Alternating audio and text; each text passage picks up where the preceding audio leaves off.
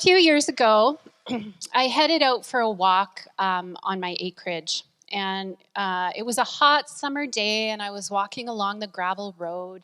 You know, it was dry, it was dusty. The road was flat and straight, you know, how roads are on the prairies, flat and straight. But there was one point in the road where the road dipped. And in that dip, the water pooled and foliage grew. And as I went on this walk, I went into this dip and I was hit by the smell of water. And right away, in a moment, this smell transported me back to when I was a little girl and my extended family used to go on extended family trips to an old cabin at Pine Lake. There was no electricity, there was no running water. And so in order to keep food cold, we had to put it in the coulee. And I was transported back to this memory of being just a little girl and following my grandpa down to the coulee to get the milk and the eggs for our morning breakfast. I can still remember him whistling as we went to the coulee. The smell of water that day smelled just like the coulee smelled when I was a little girl. But it wasn't just that memory that flooded my mind. It was also the memory of canoeing with my family and roasting marshmallows with my cousins, my mom with curlers in her hair, the fact that there were mice in the cabin, there was a chipmunk that would come and eat breadcrumbs out of our hands. And then beyond that, I started to think about the story of my grandparents and how great a part of my life they were, and then stories of my own family trips with my own children. And the whole story of my life seemed to unfurl in my heart and my mind with just the smell of water that day. It opened up a whole story. That one moment in time captured something larger and bigger than that I could ever explain. And Walter Brueggemann says this about baptism. Baptism is a dramatic performance loaded with more significance than we can articulate.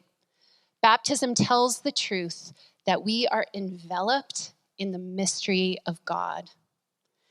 Baptism is bringing the mystery of our own particular story and allowing it to be enveloped in the mystery of God's life. Each family who has baptized or dedicated a child today, each individual who has come here to be baptized, has been drawn to this moment in their own unique, particular ways, in their own story. And we've given you a glimpse into each of their unique stories this morning. There are all ages and stages of life, and they carry with them the stories of deep loss and great joy. But in their baptism, and in dedicating and baptizing their babies, they are not signing on to a doctrinal statement or jumping through hoops.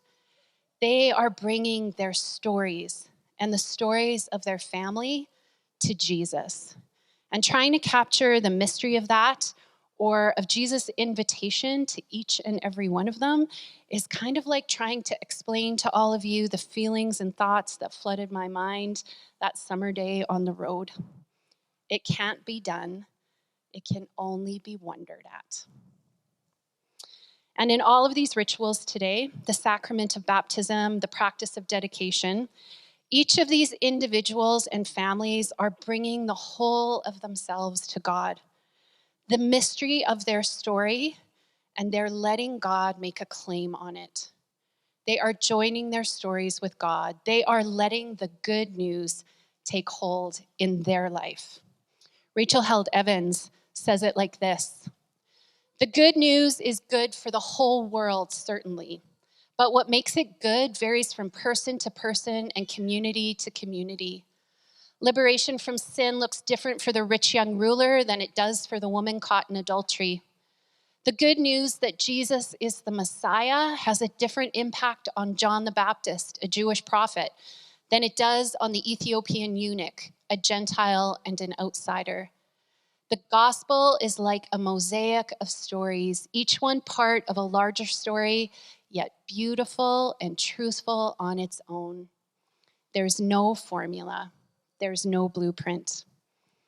And this is one of the reasons that we hold two traditions in tension, because we believe that in holding these two traditions and in holding their tension, we are invited into the mystery of God. It reminds us that God values each person and their particularity, the story of their particularity. There are no dittos among souls. God works in each of our lives in unique and personal ways, even as God invites all of us into the same large story of redemption. And holding this tension helps us to open our arms. Like I said this morning, I don't have my Garth Brooks mic on, so. Helps us to open our arms and allow redemption to have its way among us, in our midst. Holding this tension is a spiritual practice. It helps us grow in compassion. It brings insight and correction, but mostly it reminds us that our call as people who follow Jesus is to love. The tradition of dedicating babies, followed by baptism, reminds us that faith involves choice. We get to choose how we want to respond to God. God does not force God's self on us. We participate in our own transformation, and we have agency. That is really good news. But the tradition of baptizing babies, followed by confirmation, reminds us of the truth that long before we choose God, God has chosen us. We are named beloved from the moment of our conception. Our faith is always in response to grace. Grace comes first. Even Jesus himself was baptized before he had done anything. In fact, in some of the gospel narratives, he hasn't even spoken a word before he gets baptized. This is also good news. And we believe that both of these things are true. How they are both true is a mystery we are invited to participate in, not a problem that we need to solve. We hold them in tension, just as we hold these traditions in tension. And I think this is a beautiful way to end our series on Restart. We've been exploring the stories of how God took individuals and invited them into his story to redeem the whole world. They each came to their restarts differently, but there were two key elements in every story. First, God, the Lord, faithful, slow to anger, and abounding in steadfast love. First, there was grace. And secondly, there was participation, there was choice. In each story, there was agency, there was response. And these individuals and families are continuing this story of restart in our midst, as the story of restart that God is always writing by responding to grace in their lives. They are committing to joining the mystery of their own stories with the mystery of God's life. Now, at the center of all of this, at the center of all that we do this morning, the reason that we gather is the invitation of Jesus. It is Jesus who opens God's story to us. It is Jesus who shows us what God is like. It is Jesus that invites the children. It is Jesus who invites women and sinners and outsiders. It is Jesus who holds the posture of openness. And it is Jesus who has brought each of these people here today to submit their stories to him. Jesus is the center. Jesus is the restart. Listen to 2 Corinthians 5. Our firm decision is to work from this focus center. One man died for everyone. And that puts everyone in the same boat. Jesus included everyone in his death so that everyone could also be included in his life. A resurrection life, a far better life than people ever lived on their own. And because of this decision, we don't evaluate people by what they have or how they look.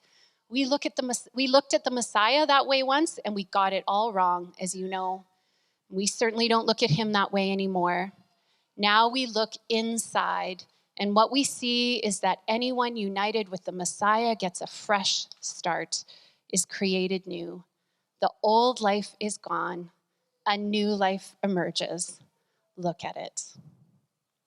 This morning, your invitation is to marvel at the restarts that are happening in our midst, to celebrate that God blesses these lives, calls these people beloved, and that they are ready to respond.